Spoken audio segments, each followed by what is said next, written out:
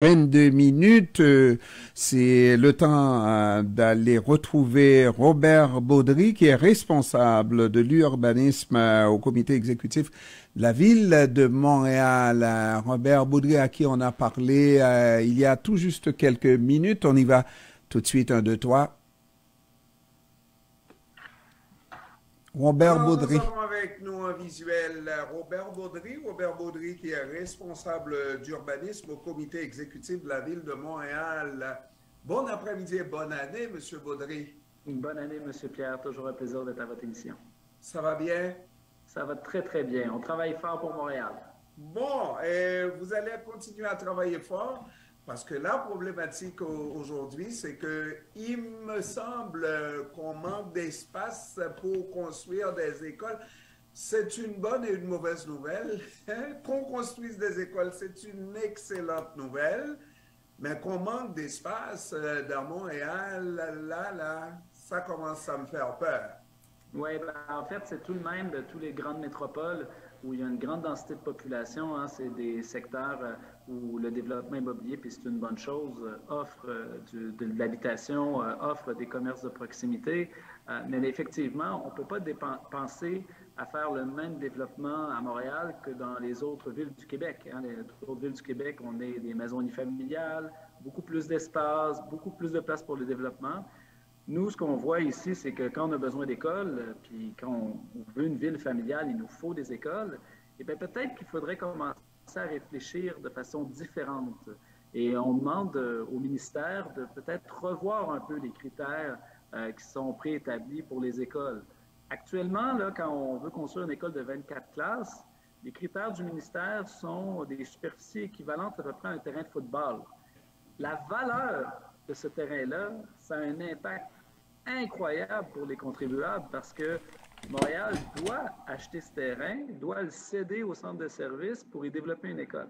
Alors, ce qu'on se dit, c'est est-ce qu'on est capable peut-être de voir d'autres modèles, de s'inspirer de villes européennes, de villes américaines, avec peut-être un petit peu plus de hauteur, des cours d'école sur les toits, des espaces partagés.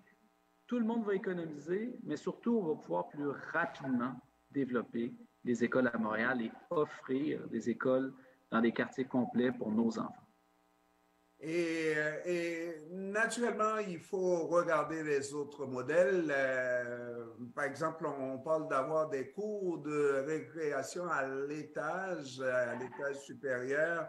Il y en a déjà aux États-Unis, mais on voudrait repousser l'acceptation d'un tel modèle, la pratique d'un tel modèle le plus loin possible parce que en principe, vous et moi, là, quand on allait à l'école, on aimerait jouer avec on aimait jouer avec les plantes, les animaux, mais il n'y a pas de tout ça là quand on est surélevé à l'étage. C'est dommage. Exact.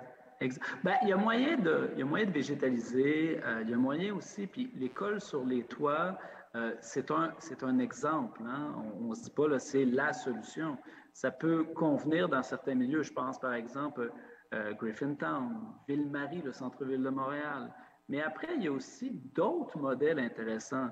C'est-à-dire, on regarde ce qu'on va faire à Outremont bientôt, puis c'est des choses qu'on teste de plus en plus à Montréal, les parcs écoles. Est-ce qu'on est capable d'avoir un espace partagé, qui est un parc municipal le soir et les fins de semaine, mais de la journée, attenante à une école, est utilisée pour être une cour d'école? Quand on crée des quartiers complets, quand on crée des espaces verts, quand on offre des services de proximité à la population pour répondre aux divers besoins, on peut peut-être penser à une plus grande densification. Encore une fois, on ne parle pas de faire ça sur 40 étages, 30 étages. C'est peut-être de rajouter des étages supplémentaires par souci ben, d'être en conformité avec l'environnement urbain de proximité, mais également là, de permettre que ces écoles-là voient le jour. Parce que le pied carré, là, il n'est pas donné à Montréal. Oui, et ça va d'année en année coûter plus cher. Vous êtes urbaniste, responsable d'urbanisme, la ville de Montréal. Si on fait une projection dans les 50 années à venir, là, qu'est-ce que ça va être?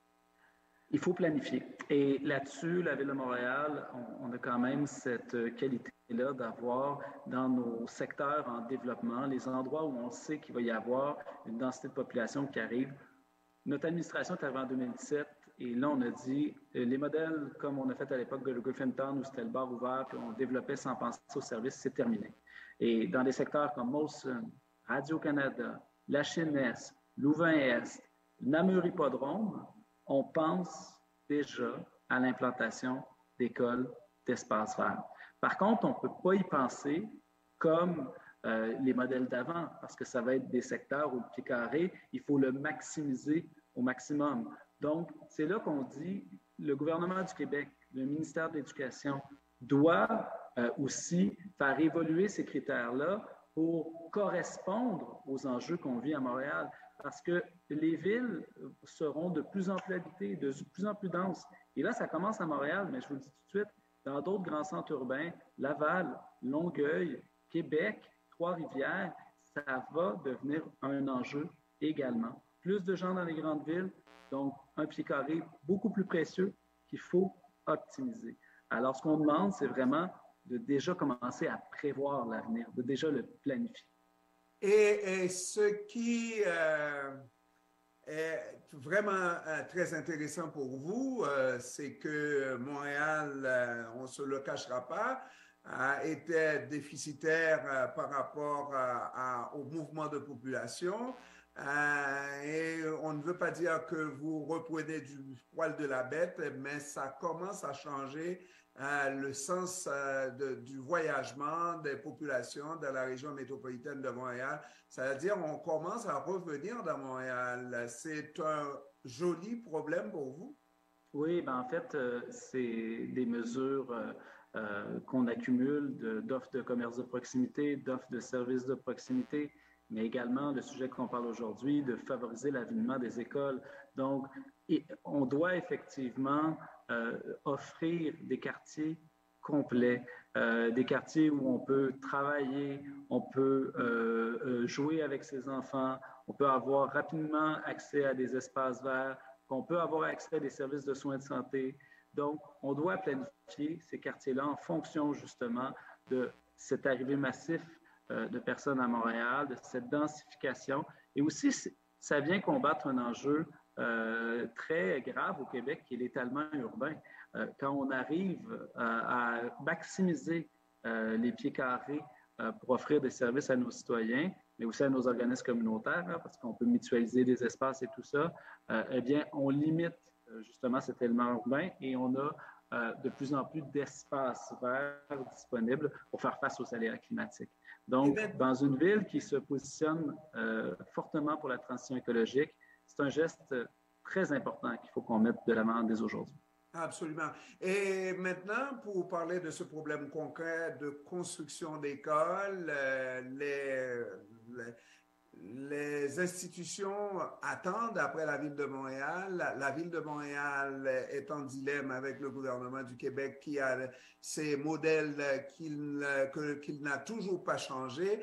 Et dans l'intervalle, ben, c'est les anciennes commissions scolaires qu'on appelle conseils scolaires là, qui en écopent et qui attendent. Qu'est-ce qu'on fait entre-temps? Et effectivement, il faut revoir la façon dont on travaille le modèle, parce que là, je vous ai parlé de l'enjeu des critères en pied carré, en hauteur, mais il y a des enjeux financiers aussi. Aujourd'hui, la loi québécoise demande à ce que les municipalités donnent des terrains décontaminés, avec infrastructure, prêts à construire en l'espace de 2 ans. Ça ne fait pas de sens. Juste décontaminer des terrains à Montréal peut prendre environ 2 ans. Donc, je ne vous dis pas pour y amener aussi des infrastructures. Alors, si on veut maximiser, rendre plus rapide ce développement d'écoles-là, mais on a besoin aussi d'investissement du gouvernement du Québec parce que là, actuellement, c'est avec les taxes foncières qu'on fait ça et on le sait, ça met une pression supplémentaire sur la population des villes et des municipalités quand on doit acheter à gros prix des terrains pour développer des écoles. Donc, on veut des écoles, on veut des quartiers complets et ce qu'on dit aujourd'hui, c'est qu'on veut travailler avec le gouvernement du Québec, avec les différents ministères pour trouver des solutions et des modèles, on en a.